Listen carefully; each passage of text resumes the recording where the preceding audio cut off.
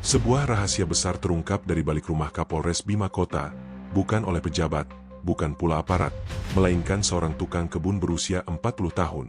Di balik halaman yang tampak tenang, ada kebenaran yang perlahan membuka tabir gelap. Tapi, apakah keberanian itu akan membawa keselamatan, atau justru malapetaka? Sebelum lanjut, jangan lupa subscribe, aktifkan notifikasi, dan tuliskan pendapat Anda terkait kasus ini di kolom komentar. Dukung channel ini dan saya doakan agar kalian sehat selalu dan diberikan rezeki yang berlimpah. Amin.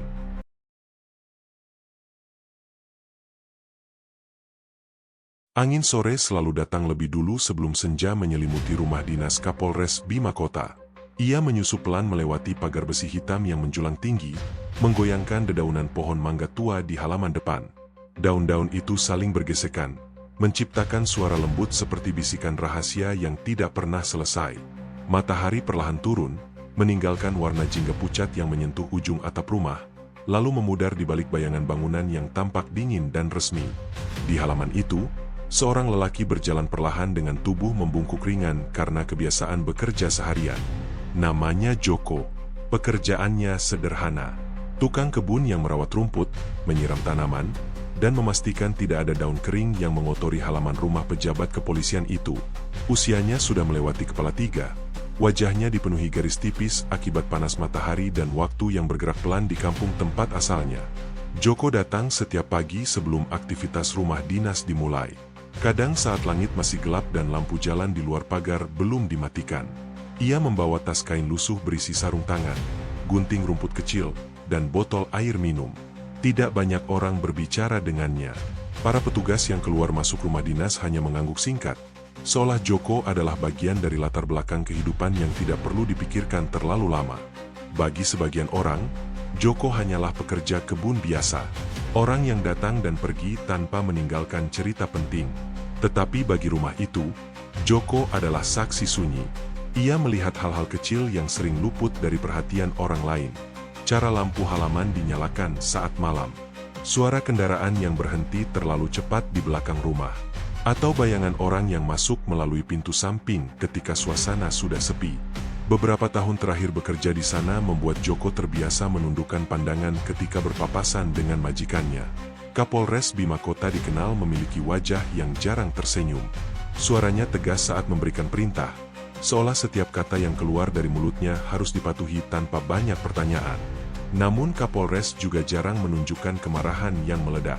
Sikapnya datar, dingin, seperti permukaan air yang tenang tetapi sulit dibaca kedalamannya. Joko tidak pernah merasa menjadi bagian dari dunia itu. Ia hanya orang luar yang diberi kesempatan bekerja untuk menghidupi keluarganya di kampung. Istrinya tinggal bersama anak mereka yang masih duduk di sekolah dasar, menunggu kiriman uang bulanan dan cerita sederhana tentang pekerjaan kebun yang selalu sama setiap hari. Namun belakangan, sesuatu mulai berubah. Ada rasa tidak nyaman yang tumbuh perlahan di dada Joko. Bukan ketakutan yang jelas. Lebih seperti bayangan yang tidak memiliki bentuk, tetapi selalu mengikuti kemanapun pikirannya pergi. Kadang saat menyiram tanaman, Joko merasakan keheningan rumah dinas itu terlalu dalam, seperti menelan suara langkah kakinya sendiri. Beberapa malam, ia melihat lampu ruang belakang rumah dinas menyala lebih lama dari biasanya. Padahal penghuni rumah sering tidur lebih awal karena aktivitas pekerjaan yang padat. Kendaraan asing datang tanpa identitas jelas, berhenti sebentar di dekat pintu samping, lalu pergi lagi dalam waktu singkat. Tidak ada percakapan keras, tidak ada tawa, hanya gerakan pintu yang terbuka dan tertutup cepat, seperti rahasia yang takut dilihat dunia luar. Joko mencoba meyakinkan dirinya bahwa itu bukan urusannya. Ia hanya tukang kebun, tidak lebih. Ia sudah belajar sejak lama bahwa orang kecil sebaiknya tidak terlalu banyak bertanya. Terlalu banyak tahu kadang justru membawa masalah. Tetapi aroma aneh mulai muncul beberapa kali dari arah ruang belakang. Aroma tajam yang menusuk hidung, bercampur rasa seperti obat kimia yang tidak pernah ia kenal sebelumnya. Setelah mencium aroma itu, kepala Joko sering terasa ringan dan dadanya berdebar tidak nyaman. Ia tidak tahu apakah itu hanya imajinasinya, atau sesuatu yang memang sengaja disembunyikan dari pandangan orang lain. Malam-malam setelah itu menjadi lebih panjang bagi Joko. Ia sering duduk di bangku kebun setelah selesai bekerja, memandang pagar tinggi rumah dinas yang tampak seperti garis pemisah antara dua dunia. Di satu sisi adalah kehidupan pejabat, kekuasaan, dan rahasia yang tidak terlihat. Di sisi lain adalah hidupnya sendiri, seorang tukang kebun yang hanya ingin pulang dengan selamat dan memberi makan keluarganya. Tetapi ada sesuatu di dalam hatinya yang mulai bertanya tanpa suara. Jika ia melihat sesuatu yang salah, apakah ia harus diam? Ataukah kebenaran tetap harus diucapkan? Meskipun dunia mungkin tidak akan percaya pada orang sepertinya, pertanyaan itu mulai menghantui Joko sejak beberapa bulan terakhir. Dan malam itu, ia merasa sesuatu akan berubah. Rutinitas Joko sebenarnya tetap sama seperti biasanya. Ia datang ketika pagi masih menyimpan sisa gelap malam di sudut langit. Ia menyapu halaman depan, memeriksa tanah di sekitar akar tanaman hias, lalu mengambil selang air dan mulai menyiram bunga dengan gerakan lambat yang hampir menjadi ritual. Air mengalir dari ujung selang membentuk busur kecil di udara, memantulkan cahaya matahari yang mulai naik perlahan. Joko sering berdiri beberapa detik setelah menyiram tanaman, memastikan air meresap ke tanah dengan baik, seolah tanaman-tanaman itu adalah makhluk hidup yang harus dijaga dengan kesabaran. Namun beberapa minggu terakhir, ada detail kecil yang mengganggu pikirannya. Lampu ruang belakang rumah dinas sering menyala hingga larut malam. Biasanya rumah itu sudah tenang setelah aktivitas kantor selesai. Tetapi sekarang Joko melihat bayangan cahaya kuning keluar dari celah tirai jendela belakang. Kadang lampu itu baru dimatikan setelah malam semakin pekat, ketika suara kendaraan di luar pagar sudah jarang terdengar. Lebih dari sekali, Joko melihat kendaraan tamu datang tanpa plat dinas yang jelas. Mobil itu berhenti sebentar di sisi belakang rumah, jauh dari pandangan jalan utama. Orang-orang di dalamnya tidak keluar dengan wajah terbuka. Mereka menunggu beberapa menit dalam keheningan, seolah sedang melakukan sesuatu yang tidak ingin diketahui siapapun. Tidak ada suara keras. Tidak ada percakapan yang bisa ditangkap telinga Joko dari luar halaman. Hanya gerakan pintu yang terbuka, lalu tertutup lagi dengan cepat, seperti dunia sedang menutup rahasia kecil yang tidak boleh keluar. Pada suatu sore, Joko merasakan aroma itu lagi. Aroma tajam yang tidak biasa. Bukan bau obat rumah sakit, bukan juga bau bahan kimia kebun. Sesuatu yang menusuk hidung dan membuat kepalanya sedikit pening setelah menghirupnya beberapa kali. Ia menoleh ke arah ruang belakang, mencoba memastikan sumber bau tersebut, tetapi tidak melihat siapapun di sana. Hanya dinding rumah dinas yang diam, dengan jendela tertutup rapat seperti menjaga sesuatu di dalamnya. Joko mencoba mengabaikan semuanya. Ia berkata pada dirinya sendiri bahwa mungkin ia terlalu lelah bekerja di bawah matahari. Atau mungkin hanya perasaan aneh yang muncul tanpa alasan. Ia tahu pekerjaan sebagai tukang kebun berarti ia harus menerima bahwa banyak hal terjadi di rumah itu tanpa melibatkan dirinya. Tetapi malam-malam berikutnya menjadi semakin berat. Kadang Joko terbangun di tengah malam dengan pikiran yang tidak jelas. Ia membayangkan wajah anaknya yang masih sekolah dasar, berjalan pulang dari sekolah kampung dengan tas lusuh di punggungnya. Ia membayangkan istrinya menunggu di rumah sederhana mereka, berharap Joko membawa uang dan cerita ringan tentang pekerjaannya. Di sisi lain, bayangan kemungkinan kehilangan pekerjaan mulai mengganggu pikirannya. Jika ia berbicara tentang apa yang dilihatnya, mungkin ia akan kehilangan satu-satunya sumber penghidupan keluarga. Ia tahu posisi orang kecil sangat rapuh di hadapan kekuasaan. Satu kesalahan berbicara bisa mengubah hidup seseorang dalam sekejap. Tetapi ada suara lain di dalam dadanya. Suara yang lebih pelan, tetapi terus muncul tanpa henti. Suara itu berkata bahwa ada sesuatu yang tidak benar di balik pagar tinggi rumah dinas itu. Suara itu bertanya apakah diam berarti ikut membiarkan sesuatu yang salah terus terjadi. Joko tidak memiliki jawaban. Ia hanya bisa berdiri di halaman kebun ketika malam datang, menatap rumah dinas yang terlihat tenang dari luar, sambil merasakan konflik kecil yang tumbuh seperti rumput liar di dalam hatinya sendiri. Dan tanpa ia sadari, keputusan besar dalam hidupnya mulai bergerak mendekat, perlahan, tetapi pasti. Joko sebenarnya bukan orang yang suka memikirkan hal-hal besar. Hidupnya sederhana. Bangun pagi, bekerja, pulang membawa sedikit uang, dan bercengkerama dengan keluarganya di rumah kampung yang jauh dari hiruk-pikuk kota. Ia belajar sejak kecil bahwa hidup lebih mudah jika seseorang tidak terlalu banyak mencari masalah. Ia juga menghormati majikannya. Kapolres Bima Kota dikenal sebagai sosok yang disiplin dalam bekerja. Beberapa kali Joko menerima teguran kecil karena rumput halaman yang dianggap belum rata atau daun kering yang masih tersisa di sudut pagar. Teguran itu disampaikan dengan suara datar, tanpa kemarahan yang meledak, tetapi cukup membuat Joko merasa harus bekerja lebih cepat dan lebih hati-hati. Joko tidak pernah membantah. Ia hanya mengangguk dan kembali mengambil gunting rumputnya. Baginya, menjaga pekerjaan berarti menjaga kehidupan keluarganya. Gaji sebagai tukang kebun memang tidak besar, tetapi cukup untuk membantu istrinya membeli kebutuhan pokok dan membayar sekolah anak mereka yang masih duduk di bangku dasar. Setiap bulan, Joko pulang ke kampung membawa uang dalam amplop sederhana. Anak kecilnya selalu menunggu di depan rumah, berlari kecil memeluk ayahnya dengan wajah penuh kegembiraan. Momen itu adalah satu-satunya waktu Joko merasa dunia berjalan dengan benar. Namun belakangan, istrinya mulai melihat perubahan pada diri Joko. Beberapa malam Joko terlihat duduk di teras rumah tanpa berbicara. Tatapannya kosong, seperti pikirannya sedang berada di tempat yang jauh. Kadang ia menjawab pertanyaan istrinya dengan singkat, hanya anggukan atau kata, "Tidak apa-apa."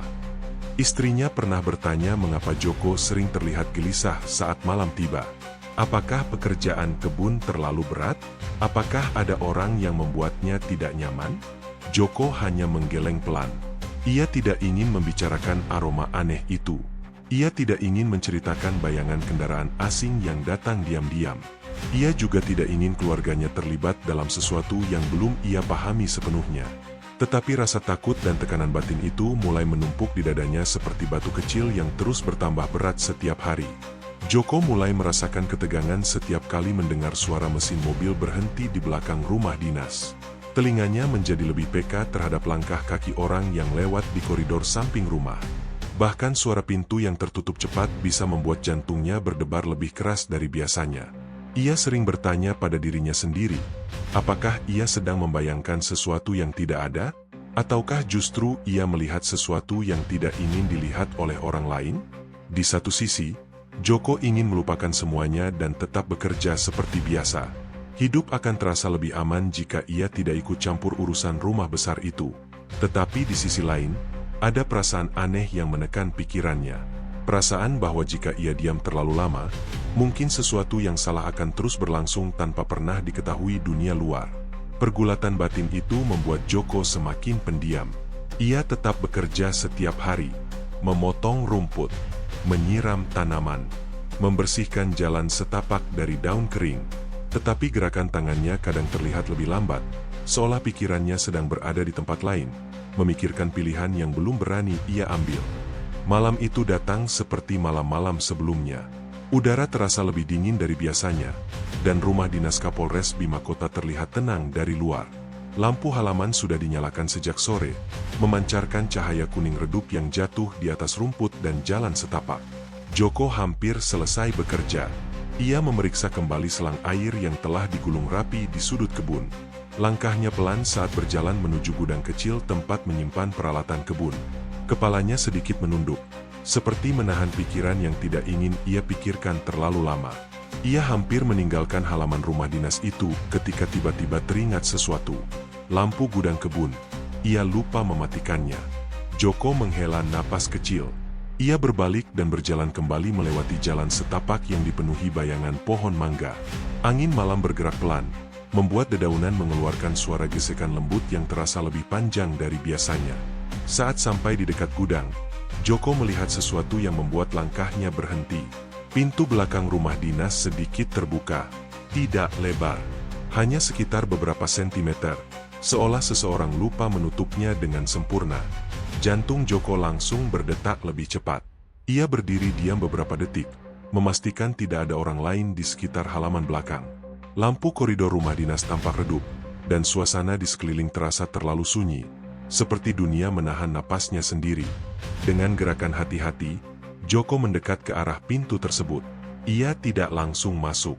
Ia berdiri di luar, mencoba mendengarkan suara dari dalam ruangan. Napasnya terasa lebih berat.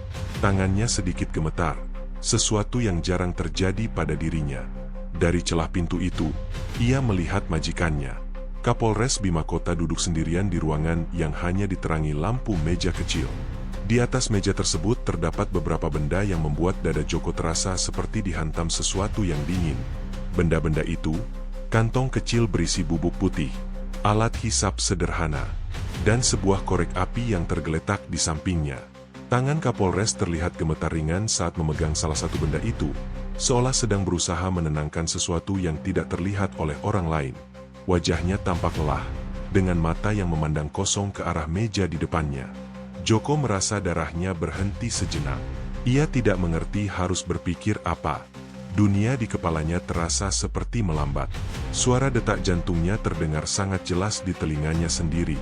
Ia mundur satu langkah tanpa sadar, mencoba menjauh dari pintu. Keringat dingin mulai mengalir di punggungnya. Tangannya memegang dada, menahan napas yang terasa sesak. Ia tahu bahwa apa yang baru saja dilihatnya bisa mengubah hidupnya selamanya. Joko tidak berani melihat lebih lama. Ia perlahan berbalik dan berjalan menjauh dari pintu belakang, meninggalkan gudang kebun dan rumah dinas itu dengan langkah yang sangat pelan, hampir seperti takut suaranya sendiri akan terdengar oleh malam. Malam itu, Joko tidak langsung pulang. Ia duduk di bangku kebun yang biasanya digunakan untuk beristirahat setelah bekerja. Angin malam menyentuh wajahnya, tetapi pikirannya masih terjebak pada bayangan ruang belakang rumah dinas dan benda-benda di atas meja itu. Joko sadar bahwa ia baru saja melihat sesuatu yang tidak seharusnya ia lihat, dan tanpa ia sadari, hidupnya telah memasuki jalur yang tidak bisa kembali lagi. Malam setelah penemuan itu terasa berbeda bagi Joko. Langit kampungnya di luar kota mungkin masih sama. Bintang-bintang mungkin masih berkelip seperti biasanya. Tetapi di dalam dada Joko, ada sesuatu yang berubah. Sejak melihat benda-benda di meja ruangan belakang rumah dinas, pikirannya tidak lagi bisa tenang. Ia duduk di rumah sederhana miliknya ketika itu, sementara istrinya sudah tidur lebih dulu di kamar. Lampu ruang tamu dibiarkan redup, hanya cukup untuk melihat bayangan tangan sendiri di dinding. Joko memikirkan wajah anaknya yang masih sekolah dasar. Anak kecil itu sering bercerita tentang cita-citanya menjadi orang yang bisa membantu banyak orang di masa depan. Setiap kali mendengar cerita itu, Joko merasakan harapan yang hangat di dadanya. Tetapi malam itu, harapan itu bercampur dengan ketakutan. Jika ia berbicara tentang apa yang dilihatnya, ia mungkin akan kehilangan pekerjaan. Ia tahu betul bagaimana posisi orang kecil di hadapan kekuasaan. Dunia tidak selalu percaya pada kesaksian seseorang yang tidak memiliki kekuatan, jabatan, atau nama besar. Ia membayangkan kemungkinan terburuk. Rumah kampungnya mungkin akan kesulitan membiayai kebutuhan hidup jika ia kehilangan pekerjaan. Anaknya mungkin harus berhenti sekolah lebih cepat dari yang direncanakan. Istrinya mungkin akan menanggung beban pikiran yang berat. Joko menutup wajahnya dengan kedua tangan. Ia merasa takut, tetapi juga marah pada sesuatu yang tidak bisa ia jelaskan dengan kata-kata. Selama beberapa hari setelahnya, Joko terus memikirkan satu pertanyaan yang sama. Apakah diam berarti melindungi keluarganya? Atau justru menjadi bagian dari sesuatu yang salah? Pertanyaan itu tidak memberinya tidur yang tenang. Pada suatu sore, setelah berhari-hari bergulat dengan pikirannya sendiri, Joko akhirnya membuat keputusan. Ia menghubungi seorang wartawan lokal secara diam-diam. Jantungnya berdetak sangat cepat saat berdiri di dekat telepon umum di pasar kota. Tangannya sedikit gemetar saat memasukkan koin dan memutar nomor yang telah ia catat di kertas kecil yang dilipat di dalam sakunya. Suara di seberang telepon menjawab dengan nada penasaran. Joko berbicara pelan, hampir berbisik. Ia tidak menyebutkan namanya. Ia hanya menceritakan apa yang dilihatnya di rumah dinas Kapolres Bima Kota. Suaranya bergetar saat mengungkapkan adanya bubuk putih dan alat hisap yang ia lihat di ruangan belakang rumah itu. Ia memastikan tidak ada orang di sekitarnya yang mendengar percakapan tersebut. Matanya terus mengawasi jalan pasar yang ramai. Takut ada wajah yang mengenalinya. Percakapan itu berlangsung tidak lama.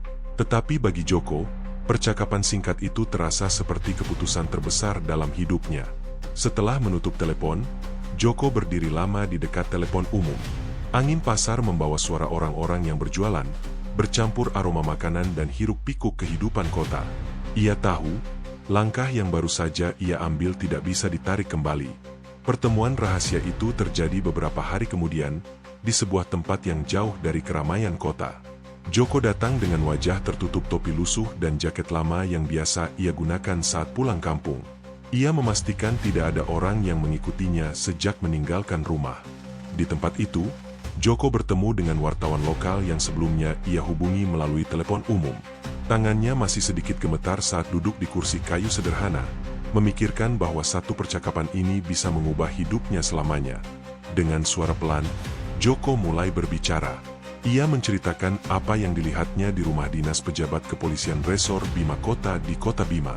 Ia mengungkapkan dugaan bahwa Kapolres di rumah dinas tersebut menggunakan narkoba, yang menurutnya mungkin terjadi karena tekanan pekerjaan dan beban tanggung jawab jabatan yang berat. Joko tidak mengaku tahu alasan pasti. Ia hanya menceritakan fakta yang ia lihat dengan mata kepalanya sendiri. Kantong kecil berisi bubuk putih, alat hisap sederhana, dan tangan pejabat itu yang terlihat gemetar di ruangan belakang rumah dinas pada malam yang sunyi. Suara Joko kadang berhenti di tengah kalimat, seolah takut kata-kata berikutnya akan mengubah arah hidupnya. Wartawan itu mendengarkan dengan wajah serius. Beberapa waktu kemudian, rekaman percakapan rahasia mulai bergerak menuju pihak penyelidik melalui jalur yang tidak diumumkan ke publik. Berita tentang dugaan penyalahgunaan narkoba di lingkungan pejabat kepolisian mulai menjadi bisik-bisik yang menyebar cepat, seperti gelombang kecil yang perlahan berubah menjadi badai besar. Seperti batu yang dilempar ke permukaan air yang tenang, berita itu meledak menjadi gelombang perhatian masyarakat. Penyelidikan internal segera dibuka. Beberapa pejabat mulai terlihat lebih sering melakukan pertemuan tertutup. Media lokal mulai membicarakan kemungkinan skandal besar, meskipun detail kasus masih sangat terbatas. Nama Joko belum muncul di publik, tetapi beberapa orang di lingkungan rumah dinas mulai merasakan bahwa ada informan dari dalam halaman kebun itu. Pandangan orang-orang terhadap Joko berubah menjadi lebih dingin, meskipun tidak ada yang berbicara langsung kepadanya. Sementara itu, Joko tetap bekerja seperti biasa. Ia memotong rumput halaman rumah dinas, menyiram bunga, dan menjaga wajahnya tetap tenang ketika berbicara dengan petugas lain. Namun di balik sikapnya yang diam, pikirannya terus dihantui ketegangan yang semakin besar. Setiap suara langkah kaki di koridor belakang membuat jantungnya berdetak lebih cepat. Setiap mobil yang berhenti di dekat pagar rumah dinas membuat telinganya secara otomatis mencari tahu siapa yang datang. Joko tahu, badai yang ia mulai mungkin sudah tidak bisa dihentikan lagi. Dan dalam keheningan halaman kebun itu, ia menunggu arah angin berikutnya, tanpa mengetahui apakah dunia akan melihatnya sebagai saksi kebenaran, atau sebagai ancaman yang harus dihapuskan. Setelah kabar awal itu mulai bergerak pelan, penyelidikan tidak berhenti hanya pada satu orang. Tim khusus mulai mengumpulkan informasi tambahan dengan cara yang sangat hati-hati, hampir tidak terlihat oleh publik luar. Dokumen-dokumen kecil diperiksa ulang. Catatan komunikasi lama ditelusuri secara diam-diam. Semua dilakukan untuk memastikan bahwa langkah yang diambil tidak membuka kegaduhan yang tidak perlu. Di luar sana, masyarakat belum mengetahui detail kasus tersebut, tetapi udara kota mulai terasa berbeda. Media lokal menunjukkan minat yang lebih besar terhadap isu yang berkaitan dengan lingkungan aparat. Beberapa wartawan mencoba mencari sumber informasi baru, sementara rumor berkembang di warung kopi dan percakapan pasar. Pola komunikasi mencurigakan mulai ditemukan dalam penyelidikan awal. Sejumlah nomor telepon yang pernah terhubung dengan aktivitas di rumah dinas itu menunjukkan hubungan dengan orang-orang yang belum dapat diidentifikasi secara terbuka. Setiap data yang ditemukan dianalisis dengan sangat hati-hati, karena kesalahan kecil bisa merusak keseluruhan proses penyelidikan. Beberapa saksi dipanggil untuk memberikan keterangan secara rahasia. Percakapan dilakukan di tempat yang tidak mudah diketahui publik. Nama Joko belum pernah disebut secara resmi dalam dokumen manapun. Namun di lingkungan rumah dinas, beberapa orang mulai menyadari bahwa ada seseorang yang mungkin mengetahui lebih dari yang terlihat. Pandangan terhadap Joko berubah secara perlahan. Beberapa petugas berbicara lebih sedikit di dekatnya. Yang lain hanya menjawab seperlunya ketika Joko menyapa. Tidak ada tuduhan langsung. Tidak ada pertanyaan terbuka. Tetapi jarak sosial itu cukup membuat Joko merasakan dingin yang tidak nyaman di dadanya. Namun Joko tetap bekerja seperti biasa. Ia memotong rumput dengan gerakan yang sama setiap hari, menyiram bunga pada waktu yang sama, dan menjaga ekspresi wajahnya tetap kosong ketika berada di dekat orang lain. Ia tahu bahwa ketenangan adalah satu-satunya pelindung yang ia miliki saat itu. Malam hari menjadi waktu yang paling berat bagi pikirannya. Kadang Joko membayangkan kemungkinan jika penyelidikan mencapai titik yang lebih dalam. Ia tidak tahu apakah dirinya akan tetap aman. Ia juga tidak tahu apakah kebenaran yang ia bantu ungkap akan membuat hidupnya menjadi lebih baik, atau justru menghancurkan semuanya. Media mulai mencium aroma skandal yang lebih besar, meskipun belum ada pengumuman resmi mengenai detail kasus tersebut. Setiap hari terasa seperti menunggu sesuatu yang belum diketahui bentuknya. Seperti bom waktu yang jarum detiknya bergerak sangat pelan. Tetapi semua orang tahu bahwa suatu saat ledakan itu akan datang. Dan di tengah ketidakpastian itu, Joko terus berjalan di halaman kebun rumah dinas, membawa gunting rumputnya, sambil menunggu arah angin yang berikutnya. Penyelidikan yang awalnya hanya berfokus pada satu dugaan mulai menunjukkan arah yang berbeda. Informasi yang terkumpul perlahan membuka kemungkinan bahwa kasus tersebut tidak berdiri sendiri. Bukti awal yang diperiksa tim penyelidik menunjukkan adanya pola hubungan yang lebih kompleks dari yang diperkirakan sebelumnya. Beberapa komunikasi yang terdeteksi tidak hanya berkaitan dengan satu individu, tetapi juga mengarah pada beberapa orang lain yang memiliki posisi penting di wilayah tersebut. Nama-nama baru mulai muncul dalam dokumen internal yang belum dipublikasikan. Setiap nama disimpan dengan sangat hati-hati, karena kesimpulan yang terburu-buru bisa merusak integritas proses hukum yang sedang berjalan. Jika temuan awal ini terbukti benar, maka persoalan yang sedang diselidiki bukan lagi tentang tekanan pribadi seorang pejabat, tetapi tentang kemungkinan adanya jaringan yang telah bekerja dalam bayangan untuk waktu yang cukup lama. Kabar mengenai perkembangan penyelidikan mulai menyebar sebagai rumor di masyarakat, meskipun tidak ada pernyataan resmi yang mengonfirmasi detailnya. Orang-orang mulai bertanya dalam percakapan pelan di warung kopi, di pasar, dan di media sosial. Pertanyaan yang paling sering muncul adalah, apakah keberanian seorang tukang kebun yang sederhana telah membuka pintu menuju rahasia yang jauh lebih gelap dari yang dibayangkan sebelumnya? Sementara itu, di halaman kebun rumah dinas, Joko masih melakukan pekerjaannya seperti biasa. Ia menyiram tanaman, memotong rumput, dan menundukkan pandangan saat ada orang lewat.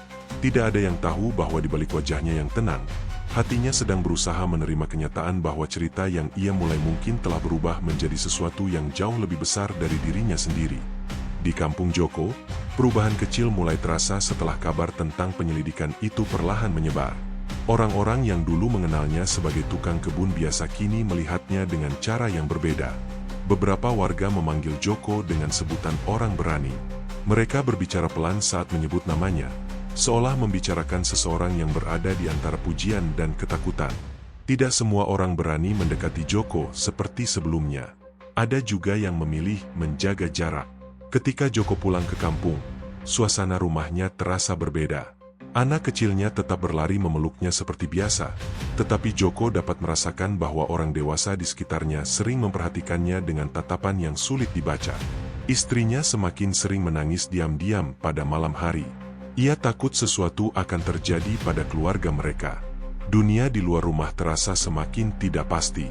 Ia khawatir nama Joko akan menjadi terlalu besar untuk sesuatu yang sebenarnya ia lakukan hanya karena ingin mengatakan kebenaran. Joko mencoba menenangkan istrinya, tetapi ia sendiri tidak memiliki jawaban yang pasti tentang masa depan. Di kota Bima, masyarakat mulai terbelah dalam menyikapi kasus tersebut. Sebagian orang memuji keberanian sumber informasi yang membantu membuka dugaan pelanggaran. Mereka menganggap tindakan itu sebagai langkah penting dalam menjaga integritas lembaga penegak hukum. Namun sebagian lainnya mempertanyakan motif di balik pengakuan itu. Media terus mengikuti perkembangan kasus, meskipun informasi resmi masih sangat terbatas. Setiap hari terasa seperti menunggu sesuatu yang mungkin tidak pernah benar-benar diumumkan secara terbuka, tetapi semua orang tahu bahwa tekanan di balik layar semakin meningkat. Bagi Joko sendiri, hari-hari itu terasa seperti hidup di antara dua dunia. Di satu sisi, ia masih bekerja menyiram tanaman dan memotong rumput seperti tukang kebun biasa. Di sisi lain, ia tahu bahwa keberanian kecil yang ia lakukan telah mengubah hidupnya dan mungkin juga kehidupan banyak orang yang tidak pernah ia temui. Angin sore kembali bergerak pelan melewati pagar rumah dinas tempat ia bekerja, seolah dunia ingin mengingatkan bahwa rahasia manusia kadang tidak pernah benar-benar hilang, hanya menunggu waktu untuk muncul ke permukaan. Beberapa waktu berlalu setelah itu, penyelidikan masih berjalan dalam keheningan yang tidak banyak diketahui publik. Tidak semua pertanyaan mendapatkan jawaban. Tidak semua kebenaran muncul ke permukaan dengan cepat. Nama Joko tidak pernah diumumkan secara resmi sebagai sumber informasi. Tetapi di lingkungan tertentu, cerita tentang tukang kebun yang berani berbicara mulai menjadi bisikan yang tidak pernah benar-benar hilang. Joko sendiri tetap menjalani hidupnya seperti biasa. Ia kembali ke halaman kebun rumah dinas, memotong rumput, dan menyiram tanaman dengan gerakan yang sama seperti sebelum semuanya terjadi.